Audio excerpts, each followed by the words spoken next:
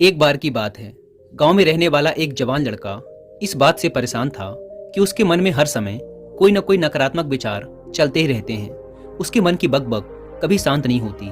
वो या तो अपने अतीत के बारे में सोचकर पछताता रहता है कि काश मैंने इस काम को ऐसे कर दिया होता, उस काम को वैसे कर दिया होता, या फिर वो अपने भविष्य के बारे में सोच सोच कर डरा रहता है कि कहीं ऐसा हो गया तो क्या होगा, कहीं मैं सफल ना हो जाऊं, कहीं मुझसे कोई गलती ना हो जाए जिसकी वजह से लोग मेरा मजाक उड़ाना शुरू कर देंगे। और ऐसे ही कई सारे नकारात्मक व असफलता से भरे विचार उसके मन में हर समय चलते रहते। वो हमेशा ही विचारों में खोया रहता और अंदर से डरा हुआ सा रहता।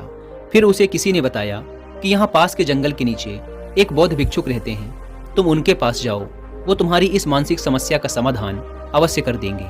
वो लड़का उन बौद्ध भिक्षुक के पास जाता है और अपनी सारी समस्या उन्हें बताता है। बौद्ध भिक्षुक उस लड़के की बात पूरे ध्यान से सुनते हैं और कहते हैं, तो तुम मुझसे क्या जानना चाहते हो? लड़के ने कहा, मुनिवर, मैं अपने मन को खाली करना चाहता हूँ। मैं आपसे ये जानना चाहता हूँ कि मन को खाली और साफ कैसे करते हैं? भिक्षु ने कहा, मन को खाली और साफ करना कोई एक दो दिन का काम नहीं है, ये एक बहुत ही लंबी प्रक्रिया है। तो क्या तुम इसके लिए तैयार हो? लड़के ने कहा, हाँ मुनिवर, मैं कितनी भी बड़ी प्रक्रिया से गुजरने के लिए तैयार हूँ। बौद्ध भिक्षु ने कहा, मन को खाली और नकारात्मक विचारों से दूर रखने के 6 तरीके हैं। आओ एक एक करके उन्हें समझते हैं। मन को नकारात्मक विचारों से दूर करने का पहला तरीका है, ऐसे लोगों का साथ छोड़ दो जो हमेशा तुम्हें कमजोर, पिछड़ा हुआ, लक्ष्यहीन और गरिमा रहित इंसान महसूस करवाएं। अक्सर हमारे आसपास कुछ ऐसे लोग भी होते हैं जो शायद पद और धन में थोड़ा ऊपर होते हैं, लेकिन वो अपने इसी पद और धन के घमंड में अपने से थोड़े नीचे के स्तर के लोगों को कुछ भी नहीं समझते। वो हमेशा ही अपने से छोटे लोगों को यह महसूस करवाते हैं कि वो कितने छोटे हैं और वो जीवन में कुछ भी बड़ा हासिल करने में सक्षम नहीं है।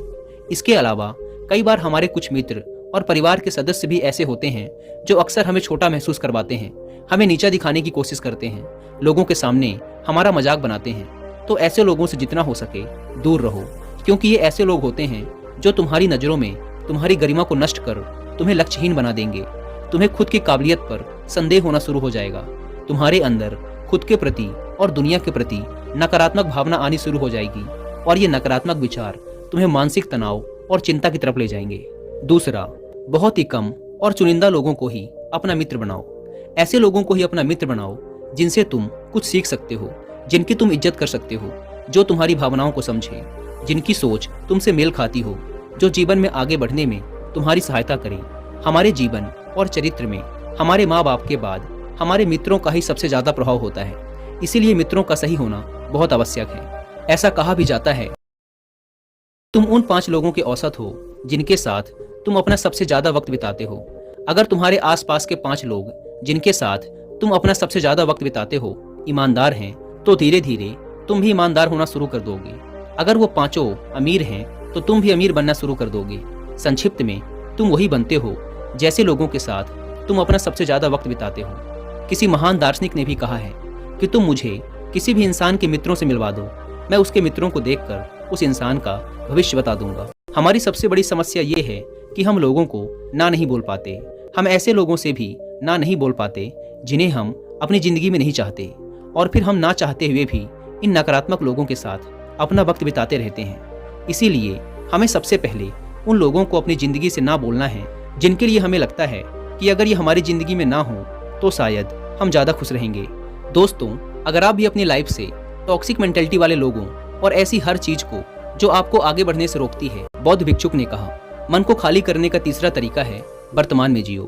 भिक्षुक ने लड़के की तरफ इशारा करते हुए कहा, तुम अपना अतीत नहीं बदल सकते, लेकिन तुम अपना वर्तमान अवश्य बदल सकते हो। इसलिए पूरी तरह से वर्तमान में रहते हुए उन चीजों और कामों पर ध्यान दो जो तुम्हारे नियंत्रण में है, जिन्हें तुम आज कर सकते हो, जिन्हें तुम आज बदल सकते हो।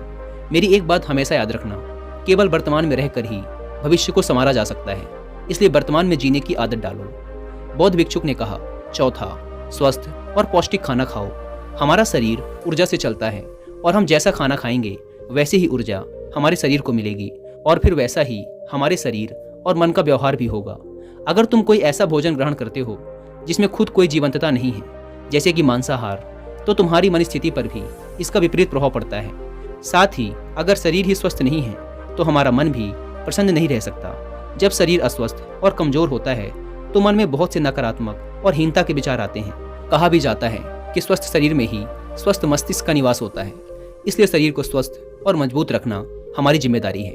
बौद्ध भिक्षुक ने आगे कहा, 5वां, रोज अकेले में ध्यान करो। ध्यान किसी के साथ नहीं, हमेशा अकेले ही करो। ध्यान करने का सबसे उपयुक्त समय सुबह या फिर रात में सोने से पहले होता है, लेकिन अगर तुम्हें आसानी से ध्यान में गहरा जाना है तो रात का समय सबसे उपयुक्त होता है। रात में सोने से पहले ध्यान करने से नींद में भी सुधार होता है और गहरी नींद आती है। ध्यान करने के लिए तुम अपनी सांसों पर ध्यान केंद्रित कर सकते हो या फिर अपने मन में उठने वाले विचारों पर भी ध्यान दिया जा सकता है।